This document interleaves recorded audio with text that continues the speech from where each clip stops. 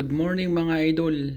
Ito nakakita tayo ng baka rito sa ano, ang laki Ang dami nakain dito lagi Yan Parang walang tao ngayon kasi long weekend. Monday ngayon kaya long weekend dito sa Canada. Yan Dito tayo nadaan sa karsada, bike papuntang downtown para malayo ang ating ride. Yan Ang kalat. Yan mga idol papunta na tayo ng lecture. May aso pa Yan ang aso Yun. Marami nagbabike dito lagi nung kuan. Ngayon o konti kasi ganang Monday. Namamahinga na siguro, nagdaan ng Sunday to Saturday. Tapos Monday long weekend. Yan, kaya mahaba-haba ang kuan. Kaya ngayon ko konti nagbabike. Kasi Monday nga. Ayan Tanyo, ang ganda rito magbike Marami nagmo-walking. Ngayon kukunti pang tao. Nung last week, nung pumunta ako rito, marami rito na nagbabike. Yan Bibilis naka-road bike. Hindi tayo makahabol. Alali lang naman ang takbuhan natin Yan, nakikita ninyo itong mga lake. Ang ganda rito Marami nagja-jogging lagi rito mag-walking. Yan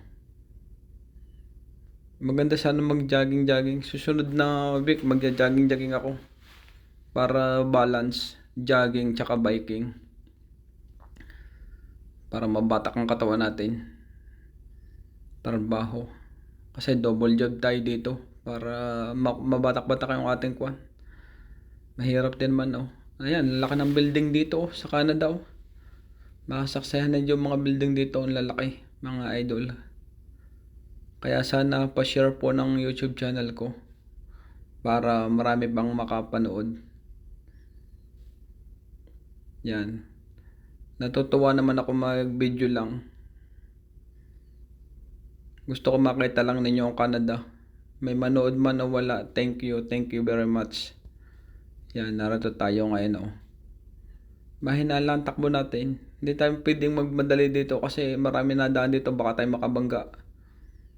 Alalay lagi tayo mga idol Yan ang building Ang tataas.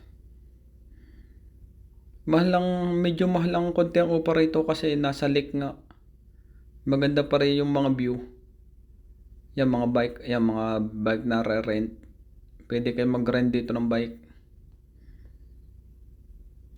Papunta raw sa downtown. Marami ditong rent bawat mga intersection. Kagaya ng straight, kagaya sa Pilipinas, mga ganyan din. Marami kasi ditong bike Maganda rito magbike. Yan slow, nakalagay.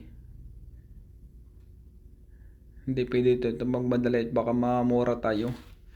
Kasi marami din dito mga bata natakbo-takbo. Ayan dala-dala mga bata. May mga matatanda pa. Kaya ito lang takbuhan natin, mga 10 to 20. Wala na tayong ibibilis, kundi 20 lang. Siguro, hopefully, soon, makabili tayo ng road bike. Parang long ride natin, balikan na tayo sa Niagara. Gusto ko kasi ng long ride ngayon lang tayo natuto rito ngayong pandemic Siguro mga 3 years na ngayon, natuto tayo magbike. Dito lang sa Canada. Sa Pilipinas, hindi naman tayo maalam, hindi man tayo makabili. Yan, kaya dito lang tayo natuto sa Canada magbike. Kaya nagte-thank you na rin ako at nakapunta ako dito sa Canada. Kung buhay pang inay sana, lalo na. Yun, ang tatay na lang natutulungan ko ngayon. Sana nadala ko rin siya rito. Ang dami nagbabike mga idol Ang taas ng araw Ang sikat ng araw. Malaki kasi ang buwan Kaya pahinga-hinga tayo, sobrang mainit. Pero pag sakay ka na sa bike, balewala na oh. Pagka nakarating ka na sa pupuntahan mo, yun ang kagandahan pala ng nagbabike. May bike naman tayo sa Pilipinas, sidecar, 3 wheels lang, pang igib-igib.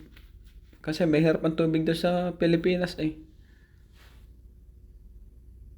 Minsan wala, minsan maroon. Yan o, yun, nung gusto kong gawang road bike na ganyan no, para mabilis-bilis. Yan mga idol oh, medyo kuwan na, may dalaw-dalaw ng dahon. Kasi magpo-fall na.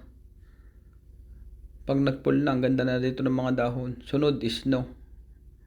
Yan oh, dadaan dito tayo sa Lakeshore. Yan ang tulay oh. Dito lagi marami nagpapapicture. Pero ngayon, wala kasi long weekend nga.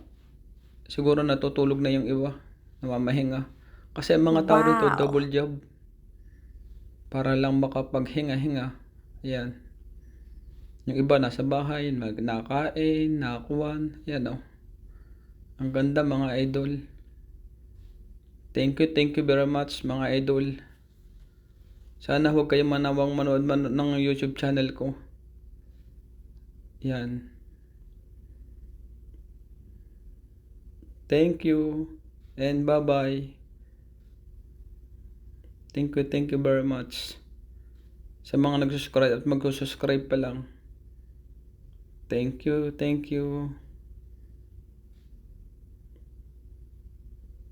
Bye-bye.